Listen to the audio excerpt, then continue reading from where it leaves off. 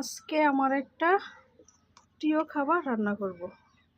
বিচি আলু আর বড় আলু দিয়ে ডিমা শাক ভাজি, আর সাথে সিমের বিচি দেওয়া হবে। প্রথমে ডিমার আলুগুলো একটু কষিয়ে নিচ্ছি। এর মধ্যে হলুদ, মরিচ, লবণ সব কিছু মশলা দিয়ে, কাঁচামরিচ সহ দিয়ে সব দিয়ে আমি কষিয়ে নিতেছি। আর সাথে কিছু কাঁচা পেঁয়াজ দেবো কষানোর জন্য। এখন আমি ডিমা শাক ভাজি করার জন্য তেলেতে পেঁয়াজ দিয়ে দেবো।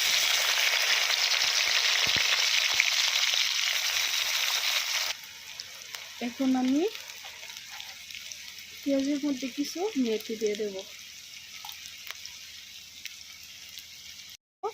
আস্ত কুয়া করা রসুন,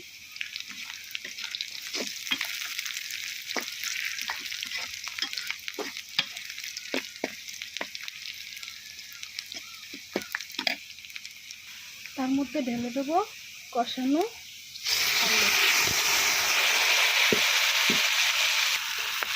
আমার ভাজি হয়ে গেছে, একদম শুকনো শুকনো হলে আমি ডিমা শাক দিয়ে দেবো।